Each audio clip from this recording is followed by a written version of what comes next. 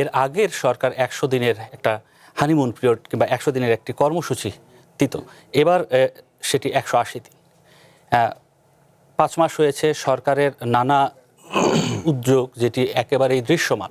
তাদের যদি ইশতেহারের কথা বলেন, 31 দফা দাবির কথা, যে তারা যে 31 দফা ঘোষণা করেছিল, সেখানকেও তাদের যে কার্যক্রম সেটি সফল করার জন্য যে উদ্যোগগুলো আছে সেগুলো আমরা দৃশ্যমান দেখছি। প্রধানমন্ত্রী নিজে বিভিন্ন এলাকায় যাচ্ছেন, সাধারণ মানুষের সঙ্গে কথা বলছেন। আপনি যেটি বলছিলেন যে হয়তো এই সরকারটা সাধারণ মানুষের ভাইবটা নিতে পারছে, এটিও হয়তো একটি কারণ হতে পারে। কিন্তু ফোর্থ স্টেটের কথা যখন আমরা বলি, আমাদের একটি প্রতিবেদন একজন প্রতিমন্ত্রী তিনি তার পদে থেকে কিভাবে তার যে পদে থেকে সরকারের সাথে ব্যবসা করা কিংবা তার পরিবারের সদস্যদের দ্বারা প্রতিষ্ঠান যেগুলো, সেগুলো আসলে সরকার ওই মন্ত্রণালয়েরই কাজ করছে, এ নিয়ে স্বার্থের সংঘাত বিষয়টিকে আমরা বোঝানোর চেষ্টা করেছি। সেই প্রতিবেদনটি প্রকাশ করবার পর আমরা দেখলাম যে সাইবার অ্যাটাক হওয়া শুরু করলো আমাদের সোশ্যাল মিডিয়াতে। তো নতুন করে যখন এই যে এই আলোচনাটি আসছে যে কারো বিরুদ্ধে যদি ব্যবস্থা মানে অভিযোগ আসে, সেই ক্ষেত্রে জনপ্রত্যাশা অনুযায়ী ব্যবস্থা নেওয়া হবে, এগুলোর সাথে কি সামঞ্জস্য মনে হয় বাস্তবতার সঙ্গে এই বক্তব্যে? না, সবটা তো সামঞ্জস্যপূর্ণ অবশ্যই না। এবং এই যে উনি যেটা বললেন আমার সহ আলোচক, যেটা যে এমপি পুত্রের যে প্রসঙ্গটি আনেন, অবশ্যই তো এটা অবশ্যই নিন্দনীয় কাজ। এবং আপনি যে মানে প্রতিমন্ত্রীর কথা যেটা বলছেন, এটা অবশ্যই নিন্দনীয় কাজ। এবং আসল বিষয়টা কি, আপনি ধরেন উদাহরণ খুঁজতে যাওয়ার এখন দরকার নাই, কিন্তু 24-এর পরে উদাহরণ খুঁজতে যাওয়ার কোনো মানে কোনো সুযোগই নাই। আমি বলবো 24-এর আন্দোলনটা কেন হয়েছিল, এই উদাহরণগুলো ছিল না বলেই তো হয়েছে। এবং নানা রকম যে এই যে নিজেরা পাবলিক অপিনিয়ন বলে কিন্তু নিজেদের অপিনিয়নটাকে আমরা সামনে দিয়ে দিচ্ছি, পাবলিক অপিনিয়ন বলে কিন্তু মবকে এখন সামনে দিয়ে দেওয়া হচ্ছে। এটা কিন্তু আসলে পাবলিক অপিনিয়ন না। মব কয়জন মানুষ করে? মব মানুষ কিন্তু বেশি মানুষ করে না, কিন্তু সমাজটাকে এমনভাবে তারা প্রভাবিত করে যেতে মনে হয় যে পুরো সমাজে বোধ হয় এটার পক্ষে আছে। আমি বলবো, আমি শুধু আমার সহ আলোচকের এই জায়গাটায় একটু দ্বিমত পোষণ করবো যে অবশ্যই জনপ্রত্যাশাটাকে সরকার মাথায় নিতেই হবে। জনপ্রত্যাশা কি? কর্মপরিকল্পনার মধ্যে রাখতে হবে। জি জি, কর্মপরিকল্পনার মধ্যে রাখতে হবে। এবং আপনি যেটা বলছেন যে সরকার কাজ করছে, আমিও বলছি কাজ করছে, কিন্তু আপনি যদি আমাকে প্রশ্ন করেন যে গত 5 মাসে কি হয়েছে, আমার মধ্যেও কিন্তু, আমি গণমাধ্যম কর্মী হিসেবে আমার মধ্যেও কিন্তু অনেক সমালোচনাপূর্ণ কথা আছে এবং যেগুলো বলতে চাই, যেগুলো মানুষ চায়। আপনি যদি বলেন যে প্রথম কম্পোনেন্ট, এই সরকারের নির্বাচনী ইশতেহারের প্রথম কম্পোনেন্ট তো দুইটা, একটা হলো এক নম্বর হলো আইন শৃঙ্খলা পরিস্থিতির উন্নয়ন। আইন শৃঙ্খলা পরিস্থিতির উন্নয়ন কি আজকে আমরা এখানে বসে বলতে পারবো যে হয়েছে আজকে পর্যন্ত? হয় নাই তো।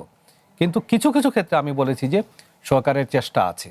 কিছু কিছু ক্ষেত্রে ধরেন আপনি আইন শুধু দিয়ে হবে না। আইন দিয়ে কি আপনি বগুড়ায় যে ইউনিয়ন পরিষদের নাম যেটা মন্ত্রীর ছেলের নামে, 2 ছেলের নামে হলো, আইন দিয়ে কি আপনি আটকাতে পারবেন? আইন দিয়ে কিন্তু আটকাতে পারবেন না। আইনগতভাবে যা হওয়ার আমরা মুখে বলে দিয়েছি যে এটা ডিও লেটার দেন, ডিও লেটার হয়েছে, ডিও লেটার হয়ে ডিসি অফিস থেকে এটা নাম হয়ে গেছে। আইনগতভাবে কিন্তু কোনো দোষের কিছু নাই। কিন্তু আপনি দেখেন যে এখানকার মানে উদ্দেশ্যটা কি ছিল? অসৎ উদ্দেশ্য ছিল, কিন্তু যে নিজের পরিবারের প্রতি সবকিছুকে কুক্ষিগত করা, এটা ছিল। এবং এটা যখন নোটিশে আসছে, মানে পত্রপত্রিকায় আসছে, সোশ্যাল মিডিয়ায় আসছে, তখন মাননীয় প্রধানমন্ত্রী কিন্তু এটাকে নিজের মানে বিবেচনার মধ্যে নিয়ে কিন্তু এটাকে বন্ধ করে দুটো বাতিল করা হয়েছে, একটা কিন্তু বাতিল হয় নাই। একটা বাতিল হয় নাই, দুটো বাতিল।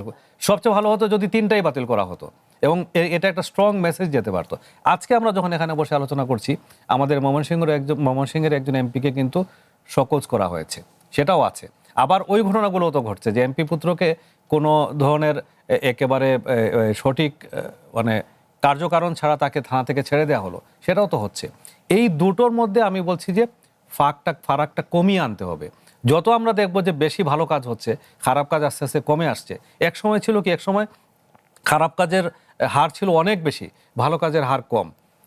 কিছু কিছু ক্ষেত্রে এখন ভালো কাজ হচ্ছে, কিন্তু খারাপ কাজ শেষ হয়ে যায় নাই। খারাপ কাজ এখনও কিন্তু আপনি 50-50 বা কোনো কোনো ক্ষেত্রে বেশি কম, আমি ওই পরিসংখ্যানগত আলোচনায় যাব না, কিন্তু আছে, অস্বীকার করার কোনো উপায় নাই। এই সরকারও নিশ্চয়ই অস্বীকার করে নাই। আমরা জনগণ হিসাবে বা আমরা গণমাধ্যমও তো জনগণের পক্ষে কথা বলে। 4th স্টেট যদি বলেন আপনি রাষ্ট্রের গণতান্ত্রিক ব্যবস্থা, তাহলে তো গণমাধ্যম জনগণের পক্ষে কথা বলবে। জনগণের মধ্যে কিন্তু এটা আছে, জনগণের প্রত্যাশার মধ্যে এটা আছে যে তারা দেখতে চায় এই 24 আন্দোলন পরবর্তী একটি গণতান্ত্রিক সরকার এসেছে, তাদের 6 মাস আর বেশি দূরে নাই। তারা সত্যিকার অর্থে মানুষের জন্য জন আকাঙ্ক্ষা পূরণ করে কাজ করছে। তারা এদেশের আইন শৃঙ্খলা পরিস্থিতির উন্নয়ন করছে, তারা এদেশের অর্থনীতির উন্নয়ন করছে, তারা এই যে দলীয় বিবেচনায় কাউকে কাউকে বিশাল সুযোগ দিয়ে দেওয়া, দুর্নীতির সুযোগ করে দেওয়া, সবকিছু পরিবারের মধ্যে কুক্ষিগত করা, এগুলো থেকে বেরিয়ে আসার চেষ্টা করছে। চেষ্টাটা জরুরি, কিন্তু সবচেয়ে বেশি চেষ্টা যদি আপনি শুরু করেন, এবং আমি বলবো যে এটা একবার উপর থেকে শুরু হতে হয়। দিক নির্দেশনা কিন্তু প্রধানমন্ত্রী থেকে হতে হয়, রাষ্ট্রপতি থেকে হতে হয়। রাষ্ট্রের যেহেতু মানে এই নির্বাহী প্রধান হলেন প্রধানমন্ত্রী থেকেই শুরু হতে হবে। তার নির্দেশনা যদি সত্যিকার অর্থে থাকে, তিনি যদি সত্যিকার অর্থে মিন করেন, বাকি অনেক কিছু কিন্তু অটোমেটিক্যালি ঠিক হয়ে যায়। এটাই বাস্তবতা। কিন্তু আপনার কি কখনো মনে হয় স্যার যে প্রধানমন্ত্রী সরকার প্রধান হিসেবে যে স্পিরিটটা দেখাচ্ছেন, তিনি যেভাবে কাজের উদ্যোগ নিচ্ছেন কিংবা যেভাবে মানুষের কাছে যাচ্ছেন, তার যে চেষ্টা এবং তার যে মন্ত্রী পরিষদ কিংবা তার আশেপাশে যারা আছেন সেই স্পিরিটটা ধারণ করতে পারছে না, কিংবা সে কারণে অনেক ক্ষেত্রেই বিতর্কের সৃষ্টি হচ্ছে, এটিও কি দেখেন আপনি? আসলে তো ধরেন বিএনপি একটা রাজনৈতিক দল হিসেবে যে অবস্থাতে আজকে ক্ষমতায় এসেছে, সেই দলের মধ্যে যে খুব বড় রকমের পরিবর্তন হয়ে গেছে সেটা ভাবার তো কোনো কারণ নেই। অর্থাৎ যে রাজনৈতিক সংস্কৃতির ভেতরে দলটি ছিল সেই রাজনৈতিক সংস্কৃতির মধ্যেই আছে। প্রধানমন্ত্রী তার যে অভিজ্ঞতা, তার যে প্রবাস জীবন এবং তার যে এক্সপোজার, সেক্ষেত্রে তার মধ্যে নিশ্চয়ই এমন উপলব্ধি এসেছে যে তিনি হয়তো আরও গণতান্ত্রিক হওয়ার চেষ্টা করছেন, আরও তার আচরণগুলোতে তার সিদ্ধান্ত গ্রহণের স্বচ্ছতা আনার চেষ্টা করছেন। কিন্তু এইটা বাস্তবায়ন করার তার যে দুটো ভেহিকেল, অর্থাৎ দুটো ইনস্ট্রুমেন্ট, একটা হচ্ছে আমলাতন্ত্র আর একটা হচ্ছে তার দল, এই দলের মধ্যে তো কোনো বড় রকমের পরিবর্তন হয়নি। এবং এমনকি আপনি এই জায়গাটাও যদি আমরা খেয়াল করি যে জুলাইয়ের যে আকাঙ্ক্ষা, সেই আকাঙ্ক্ষাটাও কিন্তু ধারণ করার ব্যাপারে দলের মধ্যে দ্বিধা আছে। অর্থাৎ এই বিএনপি যে একটা দল হিসেবে কিন্তু এই আন্দোলনটার মধ্যে কতটুকু ছিল দলটার, সেটা নিয়েও কিন্তু প্রশ্ন আছে। আমরা একদম শেষ দিন পর্যন্ত কিন্তু দলের মধ্যে প্রচুর দ্বিধা দেখেছি যে তারা এই আন্দোলনটাকে কিভাবে ওন করবে। তার মানে এই আন্দোলনের যে স্পিরিট, সেটা তো ওই সময়ের একটা রাজনৈতিক কৌশলও হতে পারে, কিন্তু মাঠে আমরা দেখেছি সবাই, আমরা মানুষ দেখেছি, আমরা দল দেখিনি। কিন্তু অর্থাৎ দল হিসেবে যদি থাকতো তাহলে দলের যে সাংগঠনিক যে একটা সুসংঘবদ্ধতা এবং তার যে এক ধরনের পলিটিক্যাল সোশ্যালাইজেশন হয় একটা আন্দোলনের মধ্যে দিয়ে, সেইটা তো দলের মধ্যে রিফ্লেক্টেড হওয়ার আমি কোনো সুযোগ দেখিনি। মানে অ্যাটলিস্ট প্রকাশ্য না, অপ্রকাশ্য থাকতে পারে। ফলে এই দলের মধ্যে আপনি দলের যে কর্মীরা আছে তাদের মধ্যে এখনো পর্যন্ত আপনি দেখবেন যে ওই প্রবণতাটা আছে যে আমাদের সব কিছু দখল করতে হবে, আমরা বহুদিন ধরে বঞ্চিত আছি, আমাদের টাকা লাগবে, আমাদের ব্যবসা লাগবে।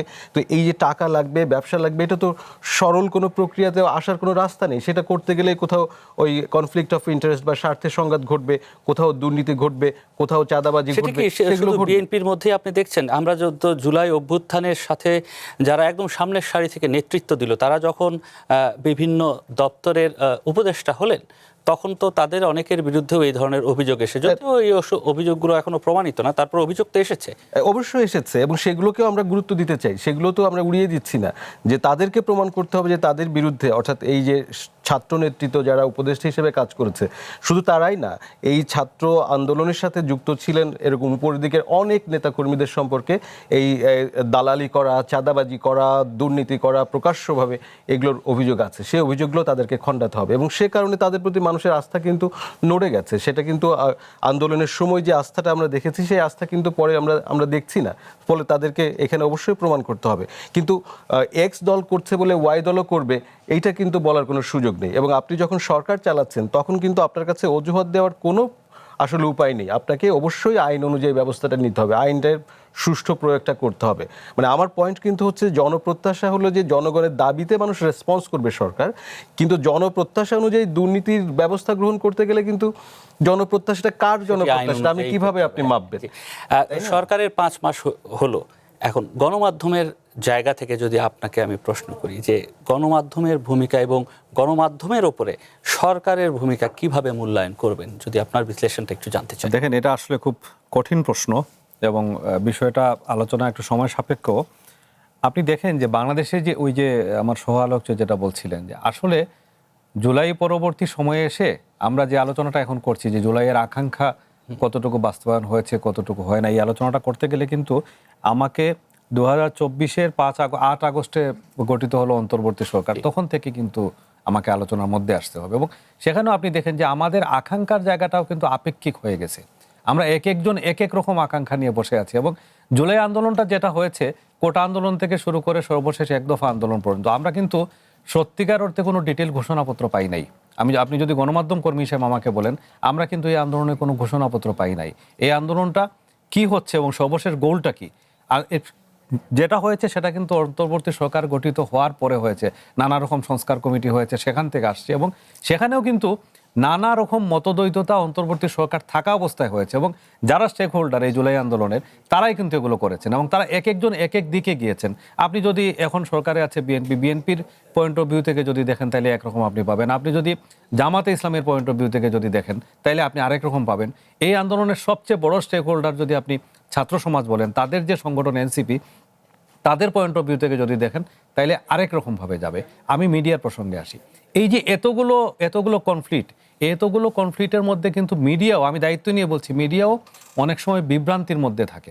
এবং বাংলাদেশের দীর্ঘ সময়, আমি তো 90 পরবর্তী মিডিয়ায় আমার কাজ শুরু, কিন্তু আমরা বাংলাদেশের স্বাধীনতা পরবর্তী মিডিয়ার সম্পর্কে খুব ভালোভাবে কিন্তু আমাদের জানাশোনা বা আমাদের পড়াশোনা আছে। সেখান থেকে যদি দেখি যে কোনো সরকার কখনো মিডিয়াকে ফোর্থ স্টেজ হিসেবে তাকে তার কথাগুলো বলার সুযোগ দেয় নাই, এবং এই যে সুযোগ দেয় নাই 50 বছর 55 বছরে যেটা হয়েছে, মিডিয়ার মধ্যে কিন্তু একটা সেলফ সেন্সরশিপ তৈরি হয়েছে। মিডিয়া যখন যে সরকার আসে, সেটা অন্তর্বর্তী সরকার হোক, অনির্বাচিত সরকার হোক বা নির্বাচিত সরকার হোক, তাদের সুরে কথা বলতে চায়, তাদের সুরে কথা বলতে চায়, এবং কিছু কিছু সময় সেলফ সেন্সরশিপের মধ্যে থাকে। আমি বলবো যে মিডিয়া এখন সেলফ সেন্সরশিপের মধ্যে আছে। আমি জেনারেলি বলছি, এটা হঠাৎ করে কোনো একটা পত্রিকার কথা বলছি না, এবং এইটা আরো হয়তো অনেক দিন থাকবে। এই পরিবেশটা নিশ্চিত করতে হবে সরকারকে যে বাংলাদেশে সত্যিকার অর্থে মিডিয়া ফ্রেন্ডলি একটি সরকার আছে ও মিডিয়া ফ্রেন্ডলি সমাজ আছে। আমরা এটা না হলে তার